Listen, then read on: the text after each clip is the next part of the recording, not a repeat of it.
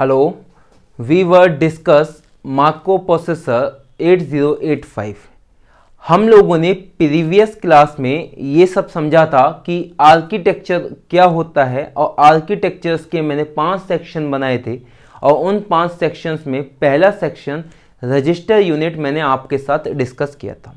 I hope आपको वो थोड़ा थोड़ा याद होगा। अगर आपने वो लास्ट क्लास नहीं देखी है तो पहले आप वो क्लास को देखें, तब आपको समझ में आएगी ये वाली क्लास। तो मैंने 5 यूनिट में डिवाइड किया था इंटरनल आर्किटेक्चर 8085 को। उन्हीं 5 यूनिट में जो पहली यूनिट थी रजिस्टर यूनिट, पहली यूनिट क्या थी?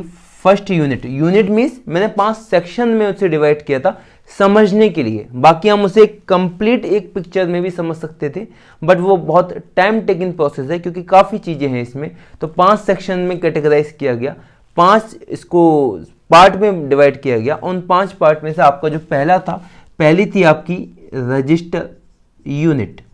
रजिस्टर यूनिट को मैंने समझा और बहुत अच्छे से समझा।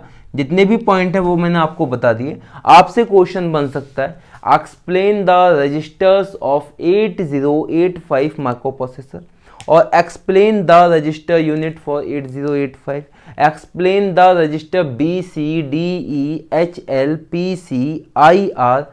जितने भी रजिस्टर्स थे मैंने आपको बहुत अच्छे से बता दिया कि रजिस्टर्स की कितनी लेंथ है, कौन 8 बिट का है, कौन 16 बिट का है, ये सब मैं आपको बता चुका हूँ।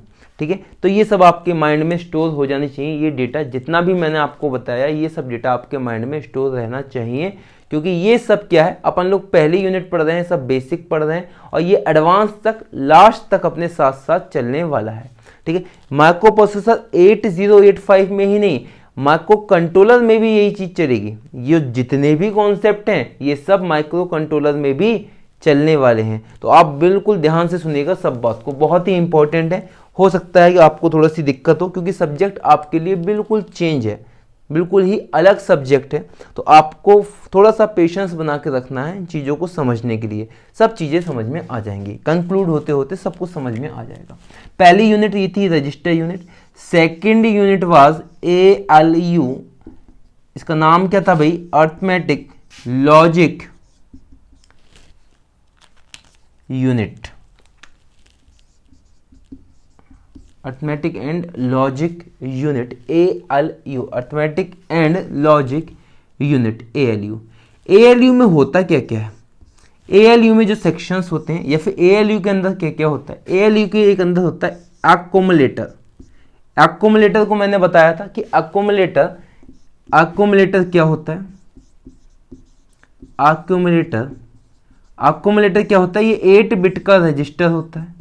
8 बिट का रजिस्टर्स होता है जो सभी मैथमेटिकल ऑपरेशंस में काम आता है। और ये लिखा है ना अर्थमेटिक लॉजिक यूनिट, ये सब क्या मैथमेटिकल ऑपरेशन को परफॉर्म करने का ही तरीका है। तो ALU का यूज क्यों है? ALU का यूज है वो आपका एडिशन होने के लिए, सब्ट्रैक्शन के लिए, इंक्रीमेंट के लिए, इंक्रीमेंट और डिक्रीमेंट, ये सब ऑपरेशंस के लिए एक तरीके से ALU का यूज किया जाता है। इसके अलावा और भी ऑपरेशंस हैं, और ऑपरेशन, लॉजिकल ऑपरेशन जितने भी हैं, एंड ऑपरेशन, एक्सॉर ऑपरेशंस, ठीक है, जितने भी ऑपरेशंस है ये सब इनमें यूज किया जाता है। स्पेशली रोल किसका होता है? एक्यूमुलेटर का होता है। तो पहली चीज तो एक्यूमुलेटर होती है इसमें। Second one is the flag register. जितने भी फ्लैग रजिस्टर्स मैंने बताए थे, फ्लैग रजिस्टर्स क्या बताए थे? फ्लैग रजिस्टर्स तो एक ही बताया था, बट फ्लैग रजिस्टर्स में कुछ फ्लैग थे। जितने भी फ्लैग थे वो सब फ्लैग आपके लिए इंपॉर्टेंट है। आपसे पूछा जाएगा explain the flag register of 8085। तो आपको एक फ्लैग रजिस्टर बनाना है 8 बिट का। उसमें जितने भी फ्लैग थे, sign flag, zero flag, parity flag, auxiliary flag, carry flag, उन सबको आपको सेपरेटली क्या है एक्सप्लेन करना है। ये आपके लिए क्वेश्चन आपका फ्रेम हो सकता है। Second one is the flag register. Third one is the TR। TR क्या पे? Temporary register. ये वो रजिस्टर है जिसको हम लोग यूज नहीं कर सकते, इसको यूज करता है सिस्टम, इसको यूज किया जाता है सिस्टम के द्वारा, या फिर आपका माइक्रो प्रोसेसर 8085 इंटरनल कैलकुलेशंस के लिए इसका यूज़ करता है। इसको हम यूज़ नहीं कर सकते। और टेम्परेरी रजिस्टर्स जो होते हैं वो आपके पास दो होते हैं, एक होता है W और एक होता है Z। और दोनों ही क्या है, ये भी आपका 8 बिट है, 8 बिट, और ये भी आपका क्या है 8 बिट है। बट ये दोनों क्या है, not operated by user. User इसे हैंडल नहीं कर सकता। यूज़र का मतलब हम इसे हैंडल नहीं कर सकते, हम इसका यूज़ नहीं कर सकते हैं, यह हमारे द्वारा यूज़ नहीं होता है। फ्लैग रजिस्टर्स मैंने आपको बताए थे, कौन कौन से फ्लैग थे याद रखेंगे, बहुत बहुत इंपॉर्टेंट है। Flag registers, sign flag, zero flag, auxiliary flag, parity flag and carry flag, ये रजिस्टर्स, ये फ्लैग हैं। फ्लैग का यूज़ किया जाता है किसी के स्टेटस को बताने के लिए, किसी ऑपरेशंस में यूज़ किया जाता है। एक तरीके से इसकी हेल्प से भी सिग्नल्स बनते हैं, आने वाली क्लासेस में आपको पता चल जाएगा। तो ये सब चीज़ें थी। तो इतना है रजिस्टर्स यूनिट में तो हम डिस्कस कर ही चुके हैं। और इसके अलावा ये सब क्या था, ALU arithmetic logic and unit में। ओके ठीक है भाई। अब क्या है, अपन लोग नेक्स्ट पे चलते हैं कि नेक्स्ट सेक्शन क्या है। नेक्स्ट सेक्शन क्या था, first unit was register unit, second was the arithmetic logic unit. Now we are going to discuss the third unit और third section of architecture of 8085. It is timing and control unit. Timing and control unit. इसके बाद क्या पढ़ेंगे, इसके बाद पढ़ेंगे interrupt control unit, interrupt unit. तो interrupt unit मैंने वहाँ पे शायद थर्ड नंबर में लिखवाई थी, तो नंबरिंग से कोई इशू नहीं है। अपन लोग अभी देख लेते हैं timing and control unit. Timing and control unit क्या कर रहा है, ये जितने भी कंट्रोल सिग्नल्स हैं, जितने भी कंट्रोल सिग्नल्स हैं, इन सब के लिए रिस्पॉन्सिबल है। ये यूनिट क्या है, ये सेक्शन किसके लिए रिस्पॉन्सिबल है, जितने भी कंट्रोल सिग्नल्स हैं या जितने भी टाइम वाले सिग्नल हैं, जितने भी टाइम का क्लॉक वाले सिग्नल हैं, जितने भी क्लॉक वाले सिग्नल हैं, उन सब के लिए रिस्पॉन्सिबल कौन सी यूनिट है, third one, that is the timing and control unit. इसके अलावा ये फ्रीक्वेंसी के लिए भी रिस्पॉन्सिबल है, फ्रीक्वेंसी के लिए भी यही रिस्पॉन्सिबल है, और सभी कंट्रोल सिग्नल्स के लिए ये रिस्पॉन्सिबल है। फ्रीक्वेंसी के लिए कैसे रिस्पॉन्सिबल है, इसमें क्या है, इस टाइमिंग एंड कंट्रोल यूनिट में, इसे मैं अगर ये लिख दूं timing and control unit, timing and control unit TCU, इसमें दो पिनें होती हैं और दो पिनों के बीच में एक आपका क्रिस्टल लगा हुआ होता है। क्रिस्टल, ये जो क्रिस्टल होता है एक फ्रीक्वेंसी देता है, एक स्पेसिफिक फ्रीक्वेंसी देता है, और उसी फ्रीक्वेंसी जो F से इंडिकेट करेंगे फ्रीक्वेंसी को, क्रिस्टल की फ्रीक्वेंसी होती है, उसकी हाफ की जाए तो क्लॉक की फ्रीक्वेंसी आपको मिल जाती है। और जो क्लॉक की फ्रीक्वेंसी होती है उसकी रेंज होती है 3 megahertz to 6 megahertz, 3 megahertz to 6 megahertz. 8085 के केस में ये जो फ्रीक्वेंसी है आपकी 3 मेगाहर्ट्ज रहती है 8085 के केस में। तो आप याद रखेंगे 8085 की फ्रीक्वेंसी कितनी है, 3 मेगाहर्ट्ज है। कौन सी यूनिट उसके लिए रिस्पॉन्सिबल है, टाइमिंग एंड कंट्रोल यूनिट उस चीज के लिए रिस्पॉन्सिबल है। इसके अलावा कंट्रोल सिग्नल्स, जितने भी स्टेटस सिग्नल हैं कुछ या फिर कंट्रोल सिग्नल हैं, वो सब इसी यूनिट की हेल्प से आपके परफॉर्म किए जाते हैं। तो ये कंट्रोल सिग्नल्स हैं, इनमें क्या है, एक सिग्नल्स की लिस्ट है एक तरीके से, या फिर ये कहें कि ये जो सिग्नल्स हैं वो सब सिग्नल्स आपके लिए यूज़ किए जाते हैं, और वो जितने भी सिग्नल्स हैं वो आपके पिन डायग्राम में आपको देखने को मिलेंगे।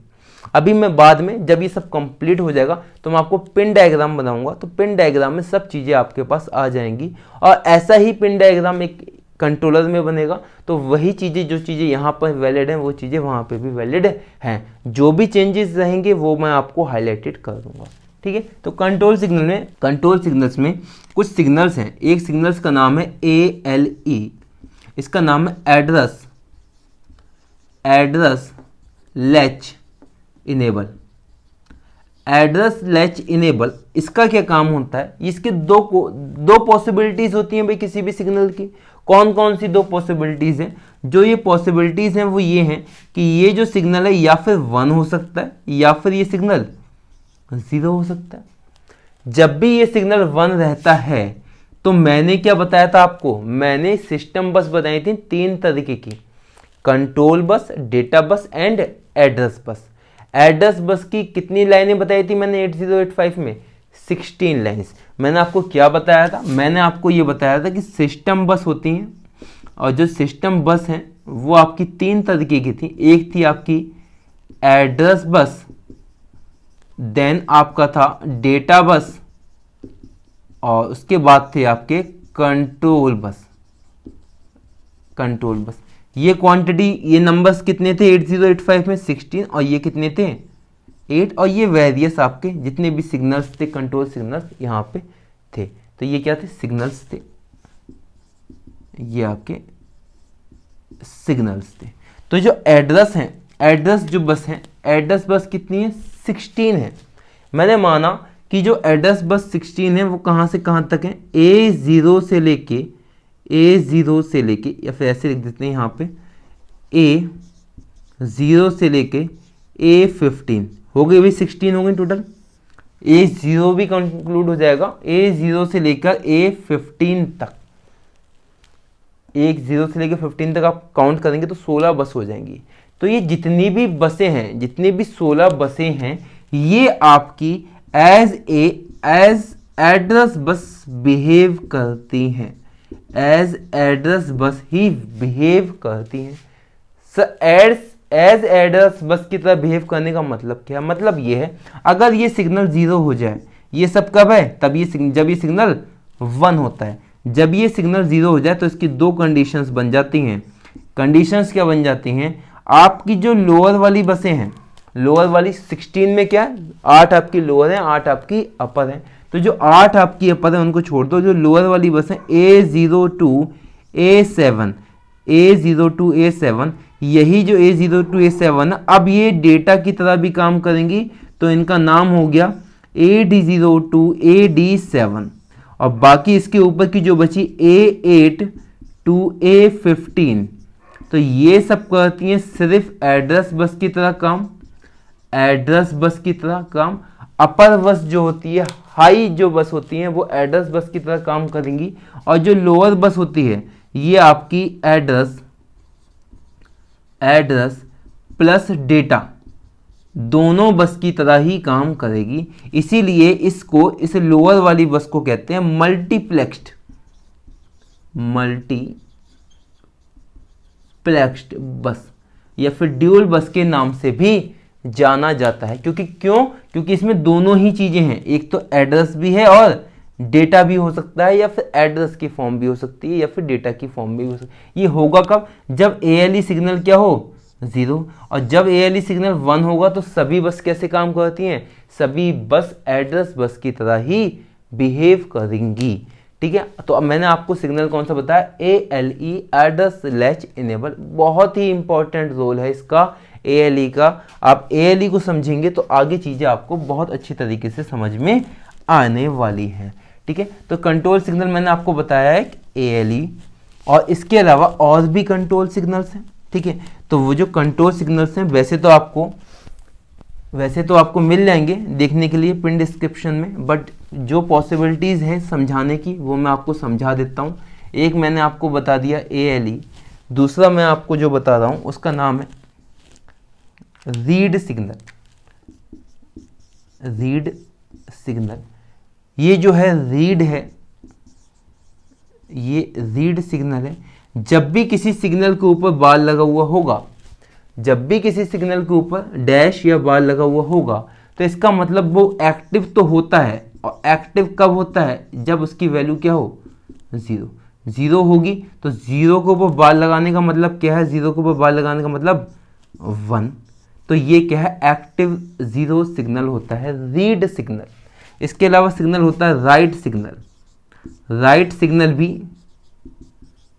सिग्नल भी एक्टिव लो ही होता है, एक्टिव लो या फिर एक्टिव जीरो सिग्नल भी होता है राइट सिग्नल। इसके अलावा आपके पास एक सिग्नल और होता है,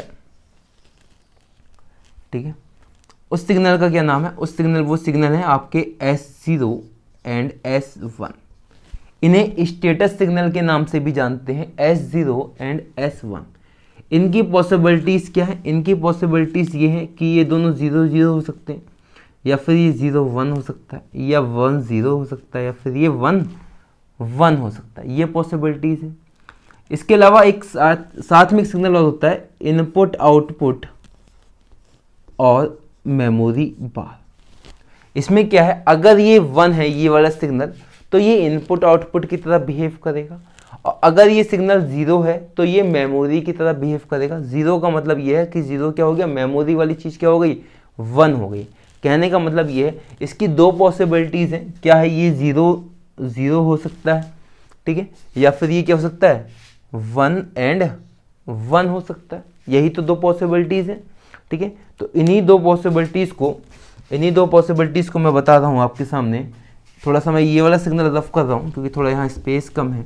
अगर ऐसा होता है, ठीक है, तो कुछ स्टेटस आते हैं या फिर कुछ इंफॉर्मेशंस आती है। कब? जब इस तरीके के कॉम्बिनेशंस बनेंगे स्टेटस सिग्नल के साथ और इनपुट आउटपुट मेमोरी के साथ, कुछ आपके कॉम्बिनेशंस बनेंगे। तो इसके अलावा और भी कॉम्बिनेशंस बनते हैं, ठीक है। तो अपन लोग क्या कॉम्बिनेशंस के अलग अलग कॉम्बिनेशंस बन सकते हैं, ठीक है। हम लोग अभी क्या इस चीज़ को चलो नहीं बनाते हैं, इस टेबल को, इसको बाद में बनाएंगे, ठीक है। बनाने को मैं अभी बना सकता हूँ, बट अभी क्या है ये दिक्कत। तो इसको आप यहाँ समझिए, ये होते हैं आपके स्टेटस सिग्नल, ये हैं आपके स्टेटस सिग्नल। और ये जो सिग्नल है इसका नाम है इनपुट आउटपुट, इसका नाम है input output oblique memory signal, ठीक है भाई।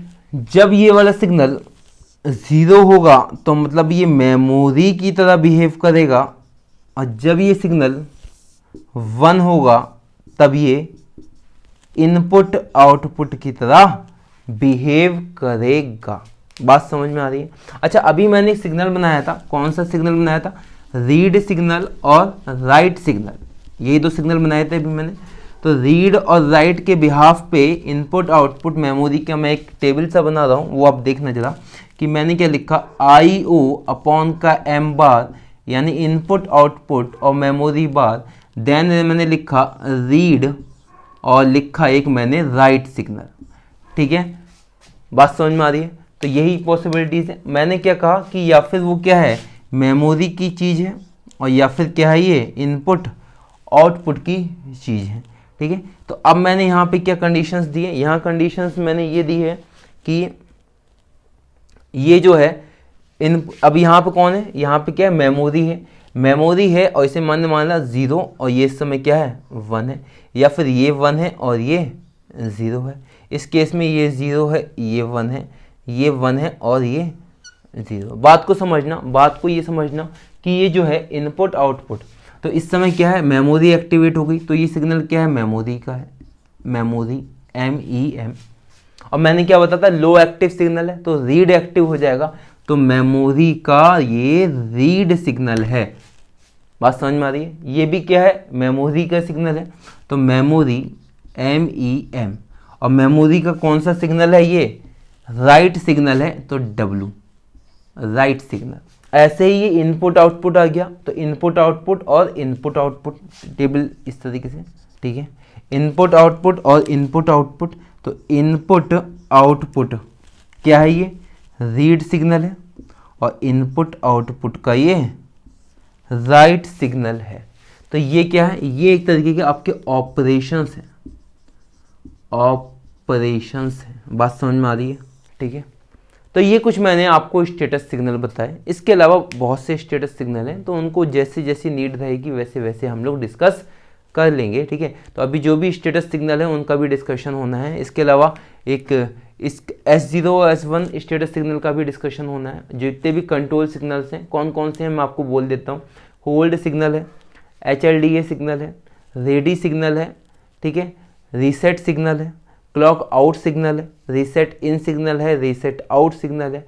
ऐसे बहुत से सिग्नल्स हैं जो सब क्या हैं आपके कंट्रोल एंड स्टेटस सिग्नल में आते हैं। तो इन सबको हमें डिस्कस करना है। तो अभी ना डिस्कस करके, क्योंकि अभी इनकी नीड नहीं है। नीड क्या है, जब मैं पिन डायग्राम बनाऊंगा तो पिन डायग्राम में मैं आपको पॉइंट टू पॉइंट आपके बता दूंगा, या फिर मुझे अगर लगता है कि नीड है तो मैं आपको फिर नेक्स्ट क्लास में ये सब बता दूंगा जितने भी सिग्नल्स हैं। आई होप आपको ये बात समझ में आई होगी। तो फिलहाल आज की क्लास को यहीं रखते हैं। आप इन सबको पढ़िएगा, समझिएगा, पुरानी क्लास को भी देखिएगा। अपन लोग पढ़ रहे हैं आर्किटेक्चर ऑफ 8085 और पहले हम इसका बेसिक पढ़ चुके हैं। बहुत अच्छे से पढ़िएगा। अगली क्लास में मिलते हैं, इसी टॉपिक को आगे कंटिन्यू हम लोग करेंगे। ठीक है, थैंक यू सो मच।